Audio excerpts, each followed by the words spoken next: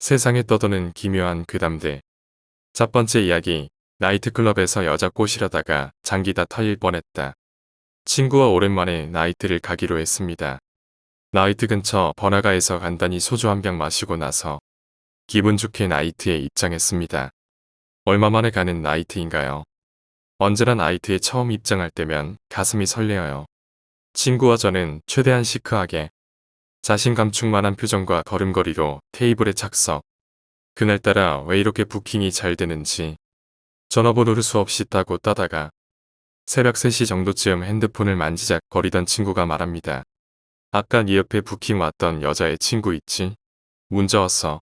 만나서 2차 가잔다. 나이도 어리고 얼굴도 이뻐서 천천히 작업을 해야겠다. 맘먹었던 애들이었는데 이게 웬일.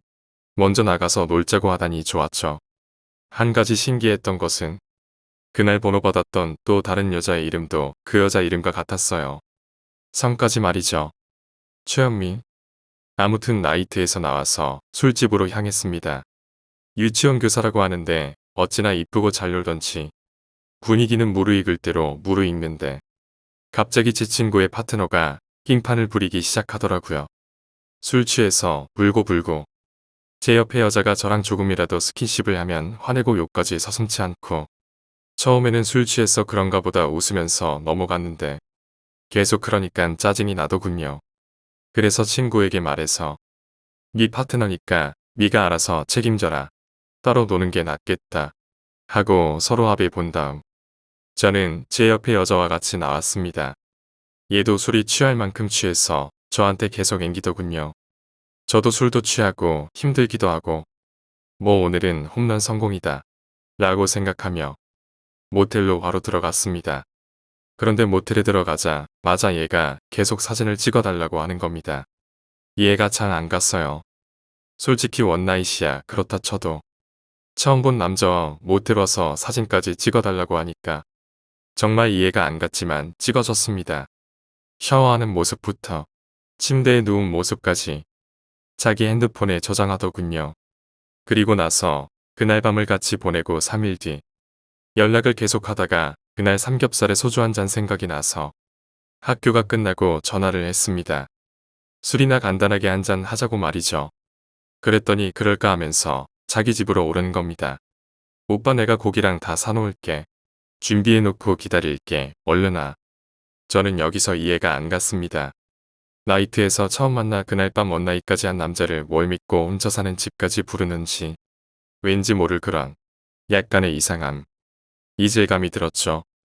허나 여자가 혼자 사는 집으로 남자를 초대하는데 안 가면 그게 남잔가요?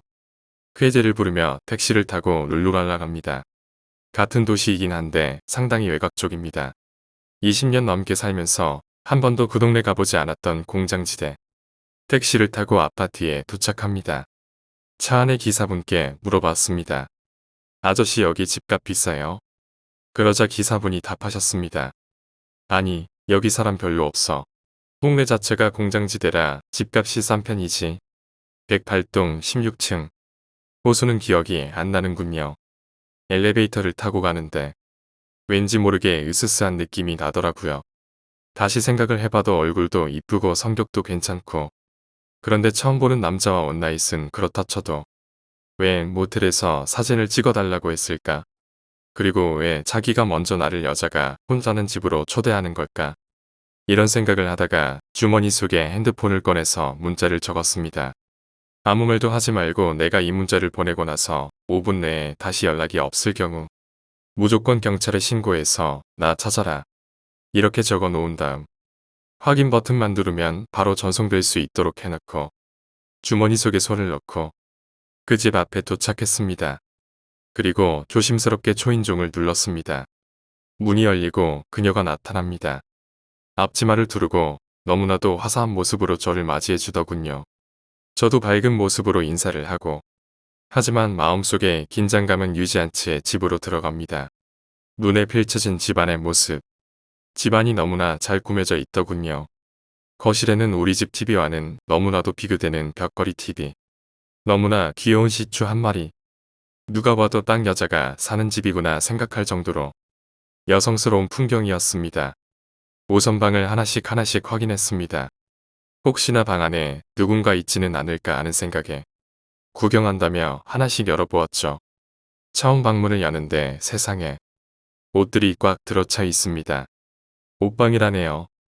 연예인들 가끔씩 TV 나오면 공개하는 옷방처럼 그렇게 수많은 옷들과 신발들이 있었죠. 또 다른 방에는 싱글 침대 하나와 또 TV가 있었죠. 별다를 거 없었습니다. 마찬가지로 이쁘게 꾸며져 있었어요.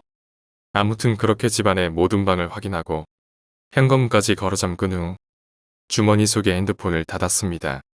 그렇게 거실에 자리를 잡고 신문지도 깔고 고기판도 올리고 직접 된장찌개에다가 콩나물국까지 만들었더군요. 소주에 삼겹살의 옆에는 이쁜 여자. 그리고 분위기까지 너무 좋더군요.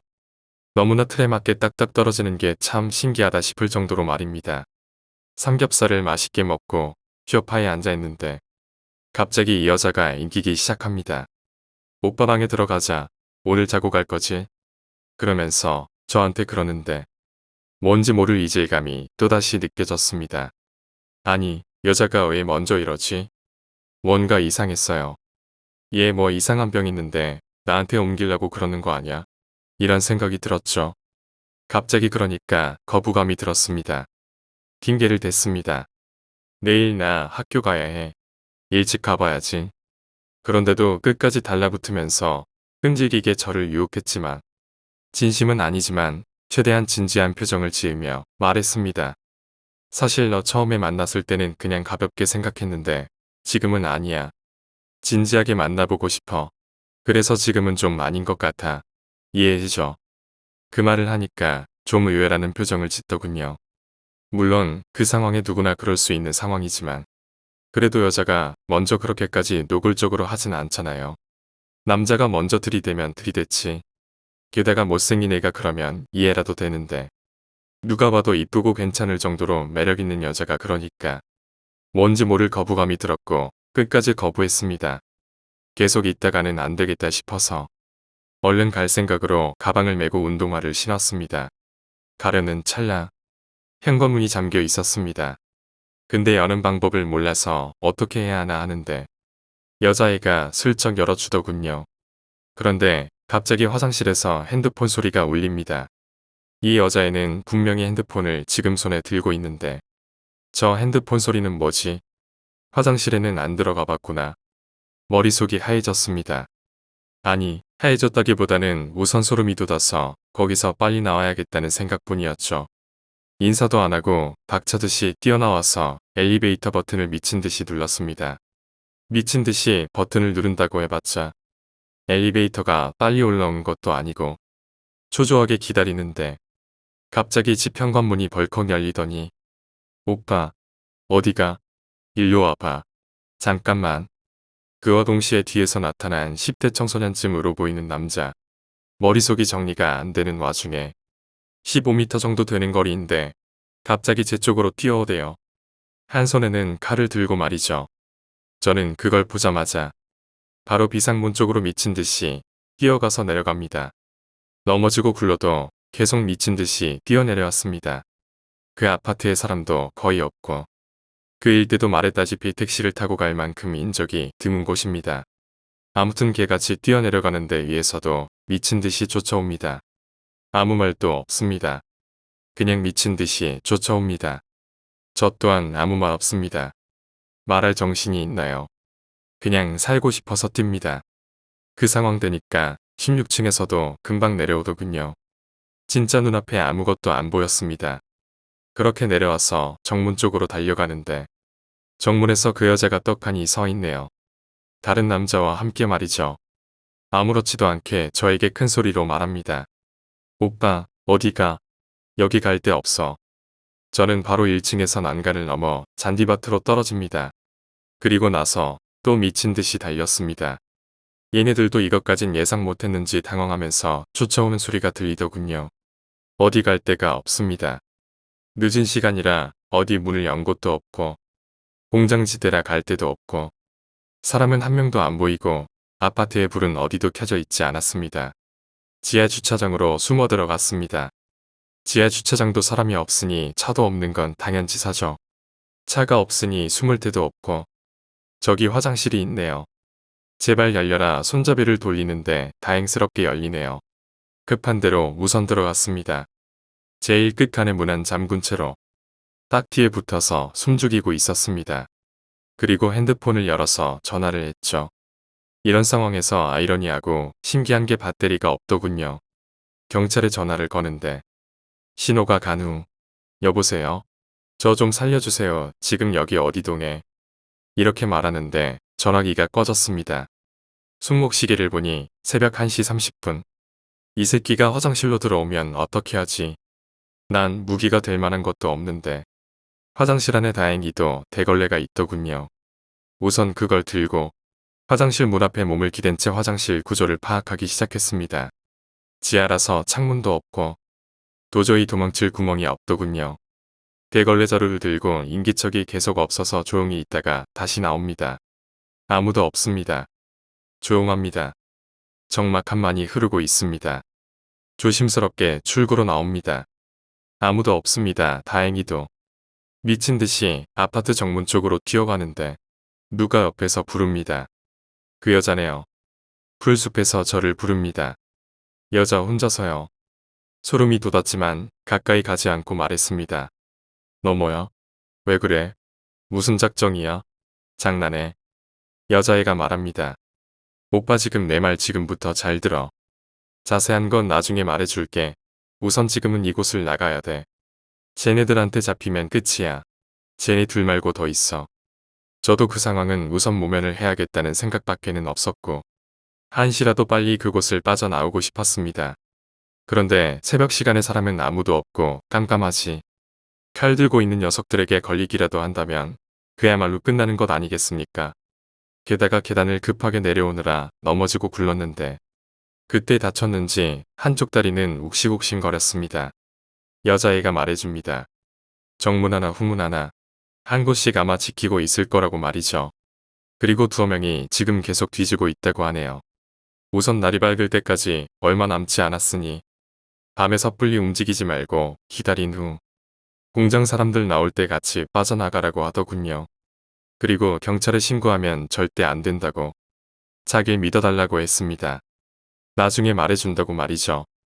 그리고 나서 여자는 유유히 사라지고 저는 시킨 대로 다른 동의 1층 화단에 밤새 숨어 있었습니다. 날이 밝을 때까지 고작 3시간 정도만 기다리면 되었는데 제기는 24시간 같이 느껴질 정도로 길더군요. 날이 밝자 그 여자 말대로 공장 근무자들이 단체로 버스를 타러 나왔습니다. 같이 무리에 껴서 아파트를 빠져나오는데 다행히도 아무 일도 없이 나올 수 있었습니다.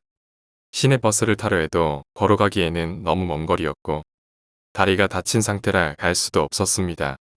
버스 기사분께 좀 태워달라고 부탁을 했고 얻어 타고 가다가 그나마 인적이 많은 곳에 내려서 택시를 타고 집에 돌아왔습니다. 아무것도 생각 안 나고 샤워하고 바로 쓰러져 잠이 들었습니다. 그 일 이후 전화를 해봐도 없는 번호로 뜹니다. 아직도 번호 끝자리가 생생히 기억납니다. 5882. 처음에도 그 번호 보고 참 번호 웃긴다라고 생각을 했는데 아무 일 없던 것처럼 일주일이란 시간이 흘러갑니다. 세상 살다 보니 별 경험을 다 해보는구나. 경찰에 신고할 수도 없고 일상적인 생활로 돌아왔습니다. 그날 같은 나이트에서 만났던 이름까지 같았던 그 여자. 연락이 옵니다. 호감 있었던 여자라서 만날까 말까 고민하다가 이름이 같은 게 좀 꺼림직하긴 했지만 만나기로 했습니다. 저는 남자니까요. 찜찜했던 기분과 달리 너무나 성격도 착하고 털털했던 그녀. 술을 마시는데 그렇게 죽이 잘 맞을 수가 없더군요. 제가 원래 술을 절대 취할 정도로 마시지 않는 성격입니다만 그날은 2차까지 갈 정도로 기분 좋게 마셨습니다.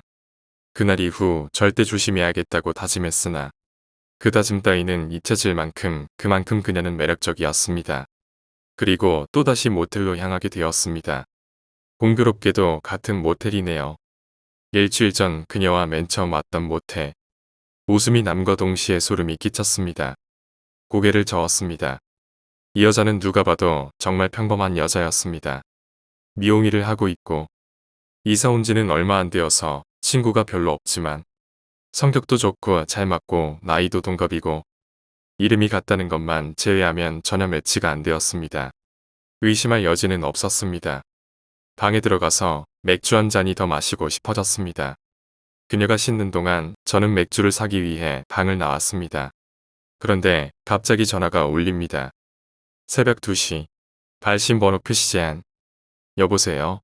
라고 하자 오빠라는 말소리가 들렸습니다. 가슴이 미친 듯이 두근거립니다. 아드레날린이 급격하게 몸속에 퍼져 손이 떨리고 등줄기에서 식은땀이 흘러내립니다. 떨리는 목소리로 말했습니다. 너 은미야? 이 시간에 왜? 그리고 뭐야? 그러자 그녀가 말했습니다. 긴 말 못하니까 잘 들어. 오빠랑 같이 있는 여자 위험하니까 빨리 도망가. 그리고 끊어졌습니다. 바로 다시 전화를 걸어보았지만 수신되지 않는 번호라는 말밖에 돌아오지 않았습니다. 바로 도망가야겠다는 생각밖에는 들지 않더군요. 그런데 모텔 안에 두고 온 가방이 생각났습니다. 그 안에는 제 신상 기록이 들어있는 다이어리, 각종 중요한 물품이 들어있었지요.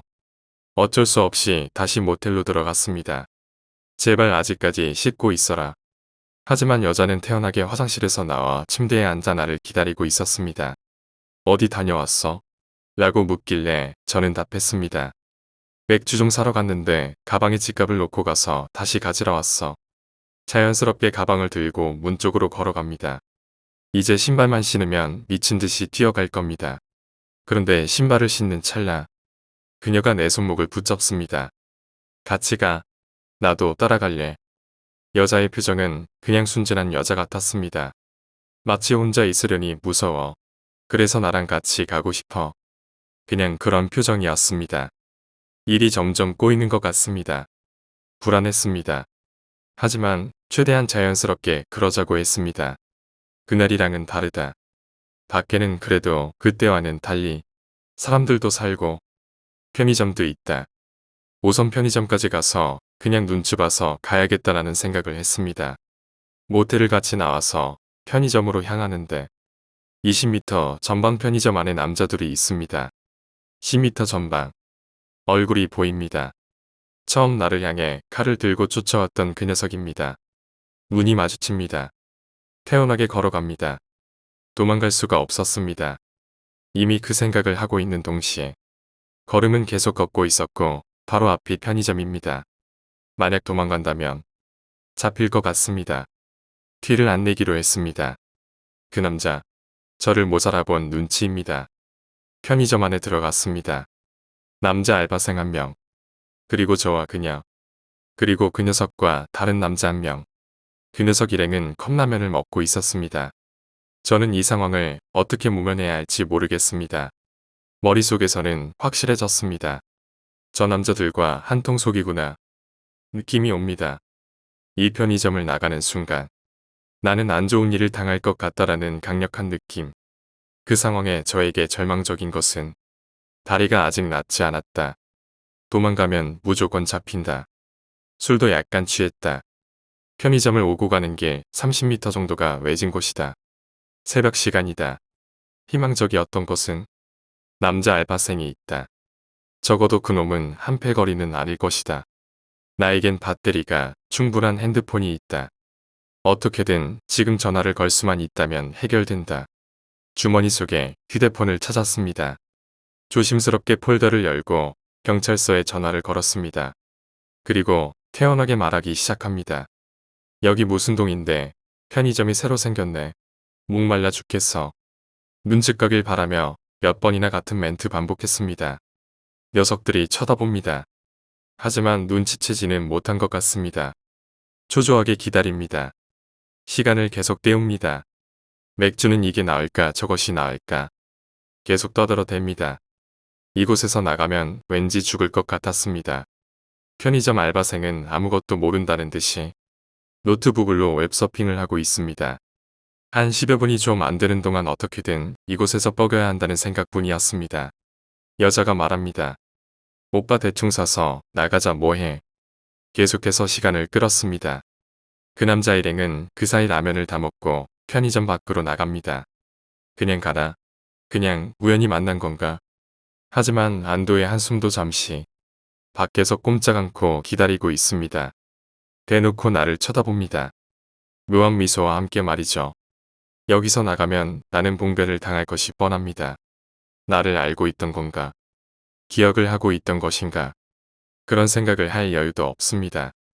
이 상황에서 어떻게 빠져나가야 할지, 내가 어떻게 하면 살 수 있을지, 본능적으로 무기가 될 만한 것을 찾습니다. 여자는 아무 말도 없습니다. 그냥 내 손목을 꼭 붙들고 있을 뿐. 정말 무기가 될 만한 게 편의점에 커터칼밖에 없더군요. 커터칼 앞에 서서 여차하면 싸울 수밖에 없나 이 생각뿐. 그래도 남자 알바생이 있으니 그때 멀리서부터 번쩍번쩍 불빛이 반짝입니다. 사이렌 소리는 아닌데 경광등이 번쩍번쩍합니다. 경찰이 온 겁니다. 살았다라는 생각밖에는 들지 않았습니다. 그때 그 녀석들 골목길로 유유히 사라집니다. 제 옆에 있던 그녀 또한 갑자기 바로 편의점을 빠져나갑니다. 저는 잡을 수가 없었습니다. 온몸에 긴장이 풀려 바닥에 털썩 주저앉아 버렸고 경찰들이 들어왔을 때 편의점 안에는 저밖에 남지 않았습니다. 그리고 나서 경찰들이 저를 집까지 데려다 주었고 그날 밤을 꼴딱 새고 저는 용기를 내어 경찰서를 찾아갔습니다.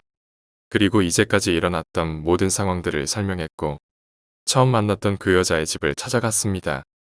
물론 예상대로 집은 아무도 살지 않았습니다. 불과 일주일 전인데 지금은 아무것도 없습니다. 집주인과 연결이 되었는데 2달간 집을 빌려주었었다고 합니다. 일정 금액을 받고 말이죠. 그거제에는 아무것도 알 수가 없었습니다. 물증도 없고 증거도 없었습니다. 내가 위협을 받았다는 진술만 있을 뿐 실제 해를 입진 않았으니 그대로 그냥 잊고 살라고 앞으로 조심하라는 말만 듣고 그렇게 또 사건은 끝이 나게 되었습니다. 그 일이 있고 난 후 한 달 뒤 이제 많이 일상생활에 적응되었습니다. 핸드폰 번호도 바꿨고요. 남자 하나 잡아다가 협박하려는 애들이었나 보구나. 운 좋게 잘 피해갔구나. 이렇게 생각하기로 했습니다. 평소처럼 학교에 도착한 후 컴퓨터를 하는데 메일이 하나 와 있습니다. 메일 수신자는 5882. 가슴이 또 두근거립니다. 떨리는 마음으로 메일을 클릭합니다. 나이트에서 여자들 함부로 믿지 마. 사실 처음 만난 날 오빠와 함께 모텔에 들어갔을 때 사진 찍은 거 기억나지? 그 사진 내가 왜 찍자고 한 것 같아? 그리고 2번째 집으로 왔을 때 그날 내가 왜 도와준지 알아? 사실 처음 오빠가 집에 왔을 때 집에 남자들 2명이 숨어 있었고 오빠가 술에 취하면 오빠는 그걸로 끝이었어. 근데 절대 취할 정도로 마시지 않더라. 계획은 틀어졌지만 그래도 오빠는 그들에게 도간에 든 쥐나 다름없었어. 그 다음으로 방 안에 들어가서 잠들게 하려고 했어. 그때 오빠는 나에게 나를 진지하게 만나보고 싶다고 그랬어. 그리고 집에 가겠다고 했지. 다른 남자들과는 달랐어. 그래서 사실 문을 안 열어줬다면 절대 못 나갔을 텐데 열어준 거야. 그리고 그날 도망칠 수 있게 도와준 거고.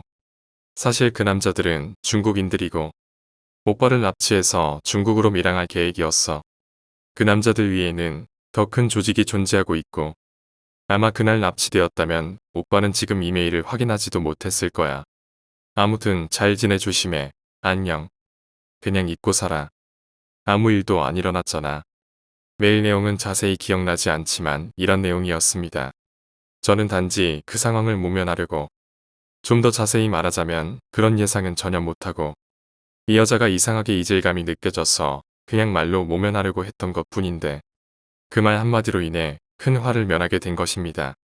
그 일이 있은 후 지금까지 더 이상 아무런 연락도 없습니다. 메일을 보내보았지만 수신 확인도 안 되고 있고요. 운이 아주 좋았다고 생각이 됩니다. 그럼 여기서 풀리지 않는 의문이 있습니다.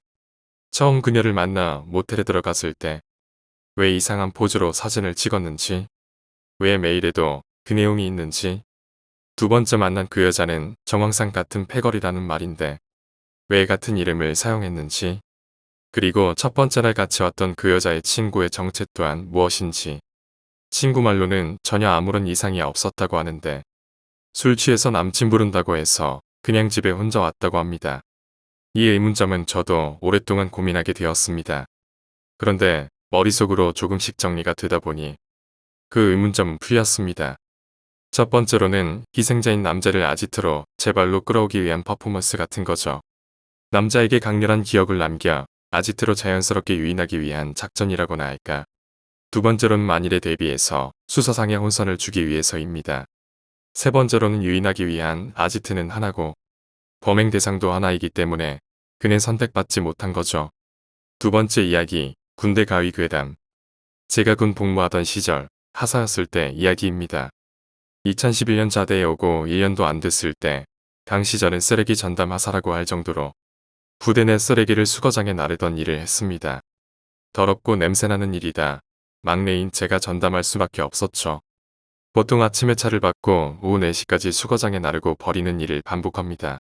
일을 마치면 차량 반납을 하고 자대에서 차를 보내주면 타고 돌아가는 일이었죠. 당시 부대에 쓰레기가 너무 많아 차량을 2대보다 바쁘게 날렸고 소대고참 부소대장이 저를 도와 같이 일을 했습니다. 물론 씻고 버리는 건 저 혼자 했습니다. 부소대장이 해주는 건 오직 쓰레기를 날라주는 것뿐. 그날은 정말 미친 듯이 버려서 3시 정도에 일이 끝나게 됐습니다. 차를 반납하고 나니 시간이 남았죠. 뭘 할까 고민하던 차에 부소대장이 저에게 연대 건물 3층에 지금은 안 쓰는 방이 있다며 가서 잠이나 자자고 해서 따라갔습니다. 군인에게 잠은 하루 종일 자도 부족하니까요. 가을쯤 되던 때였고 강원도 땅이라 추웠지만 그럭저럭 잘만 했습니다. 정말 짧은 시간 깊게 잠에 빠졌습니다. 10분 정도 잔 것 같았는데 눈이 떠지더군요. 잔 것 같지도 않고 평상시 마냥 정신도 또렷했죠. 하지만 뭔가 달랐습니다. 딱 짚어 말할 수는 없지만 약간의 위화감이 있었달까요. 뭉청하게도 몸이 움직이지 않는 걸 꽤 긴 텀이 흐르고 나서 알았습니다. 그냥 편하게 옆으로 누우려고 했는데 움직이지 않아서 알게 됐죠. 정말 신기하더라고요. 가위는 처음 눌려본 거라 몸이 움직이지 않으니 이게 가위구나 하면서 실없는 생각을 하고 있었습니다. 이리저리 눈만 돌리는데 이상하게 머리 위쪽을 보면 안 된다는 생각이 머릿속에 콱 박혀왔습니다. 그 순간부터 갑자기 너무 무서웠습니다. 머리 쪽에 무언가 있다라는 게 느껴졌습니다. 인기척이라고 해야 할지 존재감이라고 해야 할지 모르지만 뭔가 있다고만 느꼈죠.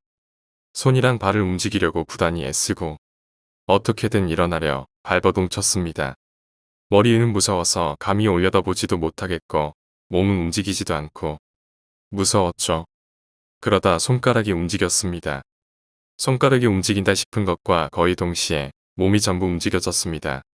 바로 일어나서 머리 쪽을 봤지만 아무것도 없었죠. 아무튼 가위가 풀리고 공포도 사라지니 온몸에 소름이 돋고 몸에는 힘 하나 없어 주저앉았습니다. 심장 소리가 쿵쿵쿵 하고 제 귀에 들리는 것처럼 뛰고 있더라고요.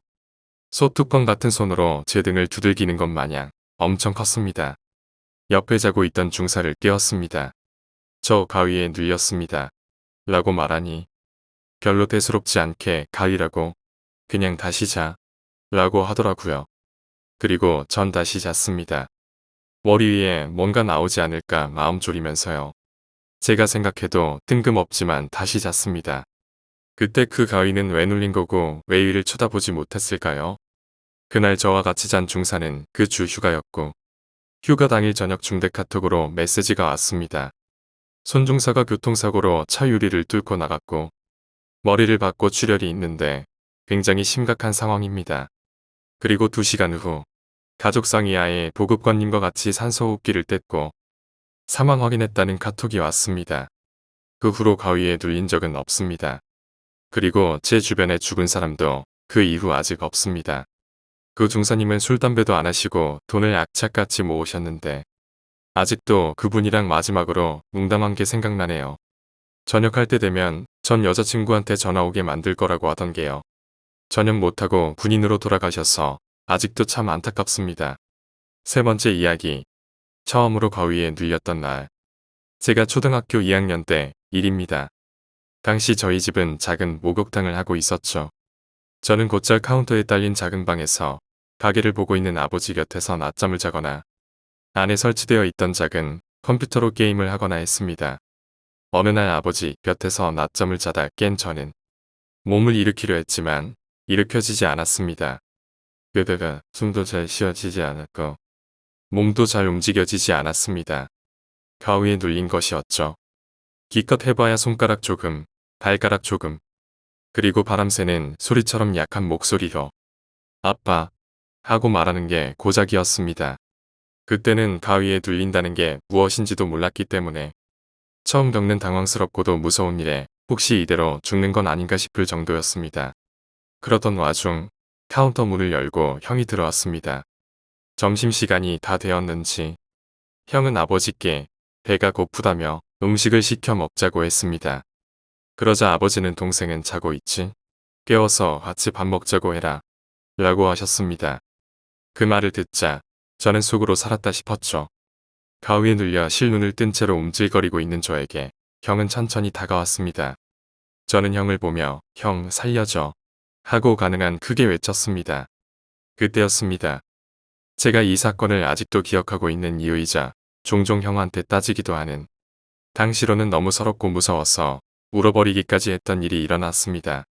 형은 얼굴을 제 얼굴 가까이에 대고 제가 처절하게 외치는 소리를 듣고도 저를 보고 웃어버렸죠. 그리고는 뒤돌아서 아버지를 보고 말했습니다. 아빠, 얘 지금 푹 자는 것 같은데 그냥 우리끼리 먹자. 하고 말입니다. 그때 보인 형의 웃음은 지금도 도저히 잊혀지지가 않습니다. 네 번째 이야기, 온천마을의 여자. 한밤중 친구들과 드라이브를 나섰다. 행선지는 어느 온천마을. 그곳은 한편은 산으로 둘러쳐 있고 반대편은 벼랑이 되어 아래 강이 흐르고 있다. 벼랑 높이는 30m 정도 될 것이다. 그 벼랑 아래 강이 흐르는 계곡에 온천 호텔이 줄지어서 있다. 도로와 온천의 거리는 100m 정도. 육탕은 벼랑의 경관을 올려다보게 지어져 있기에 벼랑 위도로에서는 아래 온천 모습이 훤히 보인다. 30m 아래에 있는 데다 거리도 좀 있으니 확실하게 보이는 건 아니지만 밤이 되면 노천탕 불빛 때문에 얼굴은 못 알아봐도 보기 쉬워진다. 딱히 엿볼 목적으로 간 것은 아니었다. 그 근처에 있는 폭포의 담력 시험을 하러 갈 셈이었으니. 하지만 뒷좌석에 타고 있다 보니 아무래도 시선은 노천탕 쪽으로 향한다. 자세히 보니 여자가 벼랑 쪽을 향해 목욕탕 가장자리에 무릎을 꿇은 채 몸을 치켜 세우고 있었다. 다리를 어깨 정도 폭으로 벌리고 양손은 고관에 대고 있다. 하지만 아무래도 숨기는 게 아닌 것 같았다. 벌린 다리 사이로 손을 넣어 무언가를 하고 있었다. 나는 노출광인 여자가 뭔가를 하는 건가 싶었다. 그래서 운전하던 친구에게 말을 해차를 세우고 몰래 훔쳐보기로 했다. 그리하여 지켜보게 되었지만 아무래도 성적 매력이 느껴지질 않았다. 오히려 으스스한 느낌이랄까. 여자는 고개를 숙이고 있어 머리카락 때문에 얼굴은 보이지 않았다. 몸매를 보아하니 젊은 것 같았다. 거리 때문에 무언가 하고 있는 것 같았지만 무얼 하는지는 알 수 없었다. 별로 재미도 없었기에 슬슬 출발하자고 말하려던 찰나. 저거 뭐가 나오고 있지 않냐? 친구의 말에 자세히 보니 고관에 있던 손이 무언가를 잡아 끌고 있었다. 여자의 몸이 앞으로 구부러진다. 손이 무언가를 잡은 채 앞으로 나왔다. 아이를 낳고 있는 거야? 그 자리에 있던 모든 이가 출산이라고 인식해 패닉에 빠졌다. 하지만 여자의 배는 임산부처럼 보이지는 않았다. 게다가 출산을 하는데 출혈도 없다고? 아니, 애시당초에 저렇게 나을 수가 있는 건가? 다들 머릿속에 떠오른 의문을 입에 담으면서도 눈을 떼지는 못했다. 아마 10분 정도 걸렸을까. 여자는 출산을 마쳤다. 하지만 어머니가 아이를 대하는 모습이 아니었다. 양손으로 아이의 머리를 단단히 잡고 가슴 높이로 들어 올렸다. 여자는 한쪽 손으로 공이라도 다루듯 갓난아기의 머리를 잡아 올렸다. 그리고 다른 한 손을 크게 휘둘러 그대로 던져버렸다. 아기는 벼랑 아래 어둠 속으로 빨려 들어갔다. 여자는 아무 일 없었던 것처럼 노천탕 안으로 들어가 그대로 걸어가 보이지 않게 되었다. 한 명이 기괴한 비명을 지르자 운전대를 잡은 친구 녀석이 정신을 차렸다. 그대로 차를 유턴시켜 왔던 길을 죽어라 돌아왔다. 더 이상 담력 시험 따위 할 기분이 아니었으니까. 그게 무엇이었는지 여자가 살아있는 사람인지는 모를 일이다. 다만 함께 본 친구들이 있는 덕에 꿈이나 환각은 아니었다고 확신할 뿐.